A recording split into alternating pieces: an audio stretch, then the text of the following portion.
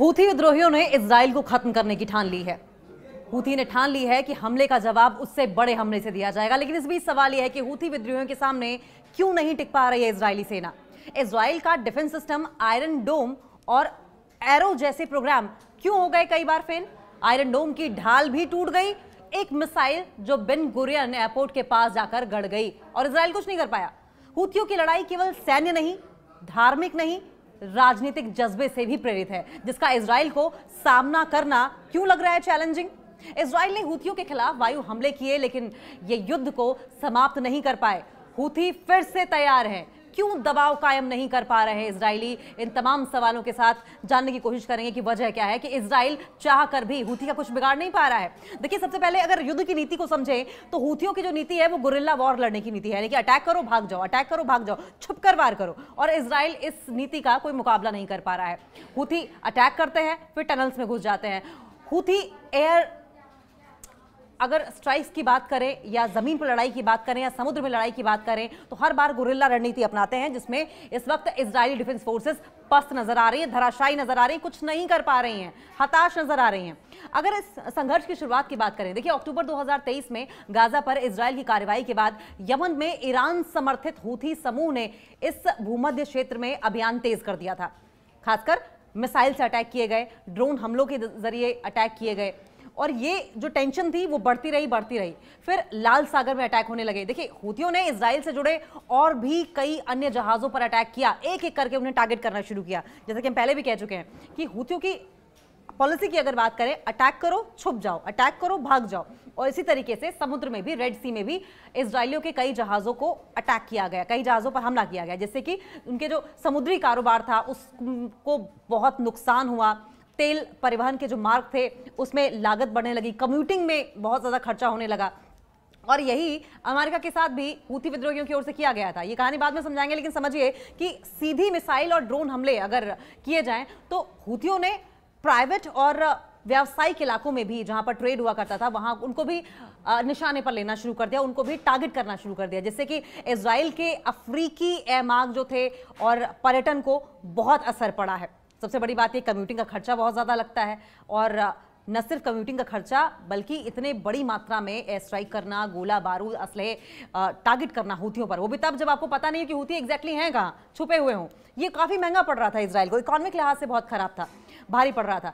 Israel असफल क्यों रहा बार बार हूथियों के मुकाबले। अगर हम डेमोग्राफी की बात करें, भौगोलिक डिस्टेंस की बात करें और कम्यूटिंग की बात करें तो ये बहुत चैलेंजिंग है इजराइल के लिए। वजह यह है कि 2000 किलोमीटर का डिस्टेंस है, यमन इजराइल से 2000 किलोमीटर की दूरी पर है। और ऐसे में आप इमेजिन कीजिए कि अगर एयर स्ट्राइक की जाए या एयरलिफ्ट ऑपरेशन चलाने की कोशिश की जाए तो बहुत मुश्किल होगा, बहुत महंगा होगा। और यही वजह थी, ये पहली वजह है कि इजराइल हूथियों के सामने पस्त नजर आया है, डिफीटेड नजर आ रहा है, वो बहुत ज्यादा सफल होता, अनसक्सेसफुल नजर आ रहा है, सफल होता नजर नहीं आ रहा है। वहीं अगर हम वायु हमले की बात करें तो जब एयर स्ट्राइक की जाती है उसके तुरंत बाद अगर रिटेलिएशन की बात करें तो ये पॉसिबल ही नहीं है इजराइल के लिए। अगर रिटेलिएट करके नष्ट करने के लिए तैयार करना हो या फिर मिड एयर अटैकिंग हो या मिसाइल को मिसाइल से नेगेट करना हो, इस तरह के जो साधन हैं उसमें इजराइल समर्थ नहीं है, क्योंकि डिस्टेंस बहुत ज़्यादा है और समर्थ साधनों की व्यवस्था करना पड़ता है, जो कि बहुत महंगा पड़ता है। यमन से इजराइल तक हमले चलाना ये सिर्फ दूरी की बात नहीं है, बल्कि काफ़ी महंगा और अगर स्ट्रेटेजिक लिहाज से बात की जाए तो रणनीतिक रूप से काफ़ी ज़्यादा डिफिकल्ट भी है। इसकी योजनाओं में मध्य हवा में रिफ्यूलिंग, अब देखिए अगर इतना डिस्टेंस है 2000 किलोमीटर का तो जाहिर है कि कोई भी जेट होगा, कोई भी फाइटर प्लेन होगा, उसको आपको लैंड करना ही पड़ेगा कहीं ना कहीं। ऐसे में आप कहाँ लैंड करेंगे? आप इसको समुद्र में लैंड करेंगे या किसी ऐसी कंट्री में लैंड करेंगे जो आपकी फ्रेंडली हो। लेकिन क्योंकि वर्चस्व वहाँ पर हूथी समर्थित देशों का है, तो ऐसे में इजराइल के लिए या इजराइल समर्थित जो भी देश हैं उनके लिए कोई भी एयर स्ट्राइक को अंजाम देना या किसी भी एयरक्राफ्ट को वहाँ से उड़ाकर हूथियों के पास तक टारगेट करने के लिए भेजना, फ्यूल का सिस्टम जरूर होगा, फ्यूल का पंगा जरूर होगा बीच में। और ऐसे में मिड एयर में, हवा में, बीच में ही रिफ्यूलिंग करना एक बड़ा टास्क है।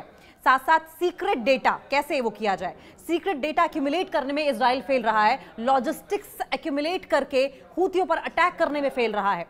ये एक और बड़ी वजह थी। अब तीसरी बड़ी वजह की अगर बात करें तो सीक्रेट इंफॉर्मेशन का, अगर हम इंटेलिजेंस इनपुट्स की बात करें तो काफी कमी रही है इजरायलियों के पास में। इजराइल ने गाजा, लेबनान और ईरान के मुकाबले हूथियों पर पहले ज्यादा ध्यान नहीं दिया, हूथियों को पहले बहुत हल्के में लिया। जिससे कि उनकी खुफिया जानकारी कमजोर पड़ती चली गई और अपर हैंड इस वक्त हूथियों का दिखाई दे रहा है इजरायली सेना पर, आईडीएफ पर। अब यमन की अगर जटिल भौगोलिक और जनजातीय संरचना की बात करें तो कमजोर संचार नेटवर्क खुफिया कार्य को मुश्किल बनाते हैं। तो ऐसे में इजरायली डिफेंस फोर्सेस को क्या करना चाहिए था? पहले वो जानकारी जुटाते, एक्यूमुलेट करते और फिर इंटेलिजेंस इनपुट के हिसाब से रणनीति अगर बनाते तो संभवतः वो हूथियों का मुकाबला कर भी पाते। खुफिया और रणनीति की कमी कहीं ना कहीं दिखाई दी है। देखिए, इजराइल ने अन्य रणनीतिक दुश्मनों जैसे कि हमास की बात करें या हिजबुल्लाह की बात करें या ईरान की बात करें, हूथियों को बहुत सीरियसली नहीं लिया था, जिसका खामियाजा उन्हें बाद में भुगतना पड़ा। इसका खुफिया विश्लेषण कमजोर रहा हूथियों को लेकर और जिसकी वजह से जो भी एक्शन इजराइल की ओर से लिया गया वो बहुत ही फोकस नहीं था, बहुत ही यूनाइटेड नहीं था। ग्राउंड पर उसका बहुत असर देखने को नहीं मिला। सबसे बड़ी बात यह है कि गतिशील संरचना जो है और अगर सेंटर के लिहाज से बात की जाए तो उसमें भी इजराइल फेल रहा है। हूथियों के पास मोबाइल लॉन्च सिस्टम है जो कि तेजी से स्थान बदलते हैं, इन्हें नष्ट करना बहुत मुश्किल होता है। उनके नेटवर्क में क्षेत्रीय और जनजातीय आधार पर फैलाव है। इन्हें खत्म करने के लिए मल्टी फ्रंट अभियान की जरूरत तो होती ही है, लेकिन साथ साथ एक अच्छी स्ट्रेटेजी की भी जरूरत होती है। लेकिन अगर इस टेक्नोलॉजी की अगर बात करें तो इजराइल के पास नहीं है। हूथियों का राजनीतिक और मानसिक दृढ़ता, मतलब पॉलिटिकल रूप से, और अगर हम साइकोलॉजिकल वॉर की बात करें, स्टैंडिंग की बात करें, तो इजराइल कहीं ना कहीं हूथियों से पीछे दिखाई दे रहा है। हूथी अगर नेतृत्व को देखा जाए तो धार्मिक और राजनीतिक तौर पर बहुत मजबूत समर्थन मिला हुआ है, बहुत स्ट्रॉन्ग प्रोटेक्शन मिली हुई है, सपोर्ट मिला हुआ है। इजराइल पर हमले को प्रतिरोध अभियान के रूप में प्रस्तुत करके वे क्षेत्र में अपनी वैधता को बढ़ा रहे हैं। यानी कि इजराइल को अपना दुश्मन बताकर हूथी कहीं ना कहीं अपना वर्चस्व जो आसपास के देश हैं और आसपास का इलाका है वहां पर बढ़ा रहे हैं, उनके साथ मित्रवत संबंध बढ़ा रहे हैं। और जब भी कोई सिटीजन मारा जाता है या नागरिक क्षति होती है तो ऐसे में अपने स्टैंड पर और ज्यादा मजबूत हो जाते हैं। हूथी झुकते नहीं है, अपनी स्टैंडिंग को और ज्यादा जनता के सामने या मित्र देशों के सामने रखते हैं, मुस्लिम कंट्रीज के सामने रखते हैं। इससे उनका प्रभाव बढ़ता चला जा रहा है। वहीं इजराइल कहीं ना कहीं बावजूद इसके कि अमेरिका के साथ है, अकेला है। कई जगह कई वॉर फ्रंट्स पर लड़ाई लड़ता इजराइल नजर आ रहा है।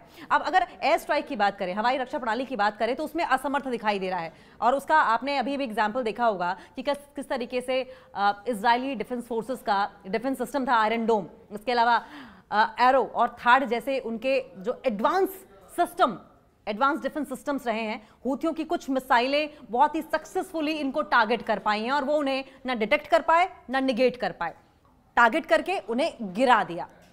और यही वजह है कि अपर हैंड की अगर बात करें, एडवांसमेंट की बात करें, तो हूथी यहां पर भी इजरायलियों के आगे हैं। जैसे कि अभी आपने देखा था कि बेन गुरियन हवाई अड्डे के पास किस तरीके से हूथियों द्वारा अटैक किया गया था, काफी नुकसान हुआ था इजराइल को उसमें। स्थैतिक रणनीति और व्यापक जवाब की कमी भी दिखाई देती है। अब देखें, इजराइल ने केवल वायु और मिसाइल स्ट्राइक पर अपनी निर्भरता दिखाई है।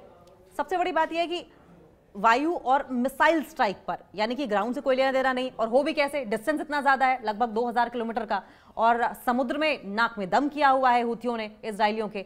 कोई जमीन अभियान या अंतर्राष्ट्रीय गठबंधन रणनीति नहीं बनाई गई। लेकिन अंतर्राष्ट्रीय गठबंधन रणनीति की अगर बात करें तो आपको वो समय याद होगा जब अमेरिका ने भी हूथियों पर अटैक करना शुरू कर दिया था। लेकिन हाल क्या हुआ, अमेरिकियों को पीछे हटना पड़ा, बैकफुट पर आना पड़ा, और उल्टा बजाय कि इजराइल के साथ खड़े रहने के इतना ज्यादा नुकसान हो गया, कई अरब डॉलर्स का नुकसान हुआ है, जिससे कि अमेरिका को भी समझ में आ गया कि हूथियों से पंगा लेना उनके कम से कम हित में तो नहीं है, बेनिफिशियल नहीं रहेगा उनके लिए। हुआ क्या, बैकडोर से दोनों ने हाथ मिला लिया। अमेरिका ने हूथियों के सामने झुकते हुए उनके साथ ट्रीटी कर ली। अब एक तरीके से कह लीजिए कि हाथ मिला लिया, संधि एक तरीके से कर ली, उनके सामने झुक गए। ये कहना गलत नहीं होगा, लेकिन अगर एक्सपर्ट्स की माने तो एक्सपर्ट्स का सुझाव ये रहा है कि अमेरिका, ब्रिटेन, सऊदी अरब और इजिप्ट के साथ मिलकर व्यापक रणनीति अपनानी चाहिए थी, जो कि नहीं अपनाई गई। वजह यह है कि अमेरिका कभी भी ट्रूप्स ऑन ग्राउंड उतारता ही नहीं है, और ऐसे में हमेशा आग को युद्ध को हवा देना, आग को हवा देने का काम अमेरिका करता रहा है, जो कि यहां पर भी नजर आया। यहां पर भी बैकफुट पर अमेरिका नजर आया, इजराइल का साथ देते देते पीछे हट गया। सिर्फ हवाई बातें, हवाबाजी की, हम आपका साथ देंगे, हम आपको हथियार देंगे, ये देंगे, वो देंगे, लेकिन वास्तविकता के दरार पर सब कुछ जीरो। अमेरिकी और अन्य देशों के साथ तालमेल भी काफी चैलेंजिंग रहा है इजराइल के लिए, जिसमें रणनीतिक और राजनीतिक मतभेद भी शामिल है। कई बार ऐसा होता है कि चाहे ब्रिटेन की बात कर ले, इजिप्ट की बात कर ले, या सऊदी अरब की बात करें, या अमेरिका की बात करें, जब इजराइल के मसले पर बातचीत होती है तो सब अपना हित देखते हैं, और हित देखने के चक्कर में कहीं ना कहीं इजराइल का ये जो स्टबन नेचर है, कुछ मामलों में नेतन्याहू का स्टबन नेचर है, वो भी आड़े आता है, और बनी बनाई जो रणनीति है वो फेल होती दिखाई देती है।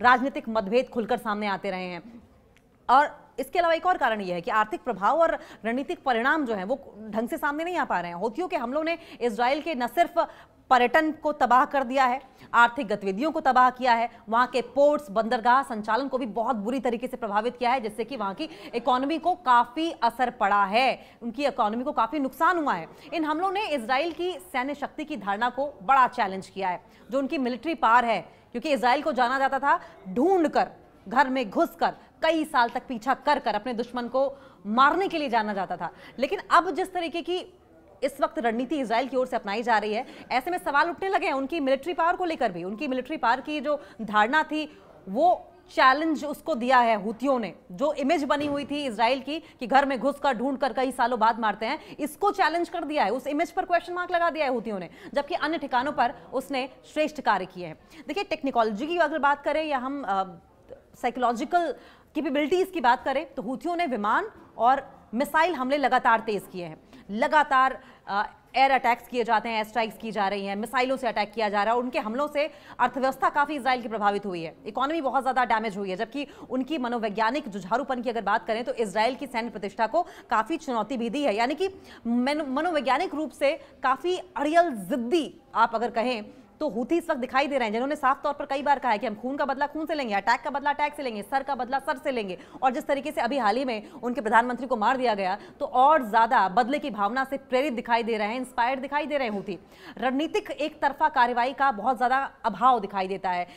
एक अच्छी स्ट्रेटेजी के तहत कहते हैं लग के अटैक करने का जो भाव है, वो कहीं ना कहीं उस कमी दिखाई देती है इजराइल के अंदर। आक्रामक एयर स्ट्राइक्स के बावजूद इजराइल अकेला रहा है, जमीन से कोई अभियान नहीं हुआ और कोई व्यापक गठबंधन की कमी भी रही, क्योंकि हम देखिए बार बार कह रहे हैं कि अमेरिका भले साथ रहा, यूके भले साथ रहा, सऊदी अरब भले साथ रहा और इजिप्ट भले साथ रहा, लेकिन जब ग्राउंड जीरो पर अटैक करने की बात आई, घेरने की बात आई, तो हमने अक्सर देखा है, चाहे ईरान के मामले में भी देख लीजिए, ईरान के मामले में भी अमेरिका मध्यस्थता करने की बात करता रहा। हालांकि उसने कहा कि हम इजराइल पर अटैक होगा तो हम इस पर अपने आप को माने कि हम पर अटैक हुआ है, इजराइल के बिना पर हम लड़ाई में कूदेंगे। लेकिन वास्तविकता देखी जाए तो अमेरिका हमेशा उकसाकर भाग जाता है, ट्रूप्स ऑन ग्राउंड्स कभी नहीं उतारता है, जो कि इस मामले में भी हुआ, हूथियों के मामले में भी हुआ। हूथियों के साथ समझौता कर बैठा है अमेरिका, वहीं ईरान के साथ इजराइल के फेवर में खड़ा तो था, लेकिन फिर इस चीज को मीडिएशन की बात करने लगा कि नहीं मध्यस्थता कर लो, ये कर लो, वो कर लो,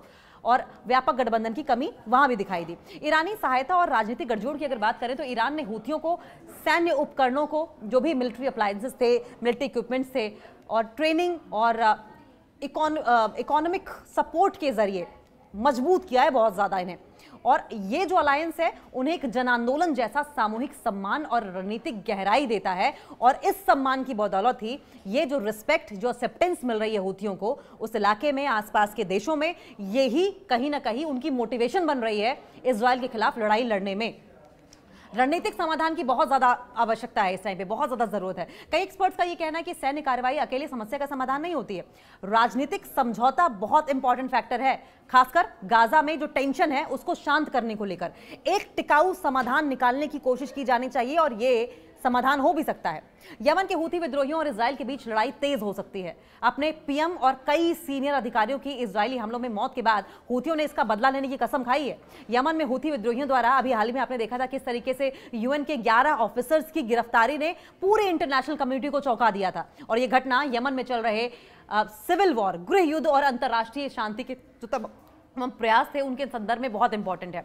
यमन के हूथी विद्रोहियों ने अभी हाल ही में जिस तरीके से ताज़ा दमन अभियान में कम से कम 11 संयुक्त राष्ट्र कर्मियों को गिरफ्तार किया है, यमन के हूथी विद्रोहियों ने रविवार को संयुक्त राष्ट्र कार्यालय पर पहले रेड की और उसके बाद कम से कम 11 संयुक्त राष्ट्र कर्मियों को गिरफ्तार किया, जो कि ईरान समर्थित समूह द्वारा मानवीय कार्यकर्ताओं पर किए गए ताज़ा दमन का हिस्सा माना जा रहा है। लेकिन यह हमला हूथी विद्रोहियों को गुस्सा था, क्योंकि अटैक में उनके पीएम को दर्दनाक तरीके से मार दिया गया था। इजराइल की सेना ने यमन के सना शहर में हूथी विद्रोहियों पर अटैक किया, जिसमें हूथी सरकार के प्रधानमंत्री समेत कई कैबिनेट मंत्री मारे गए।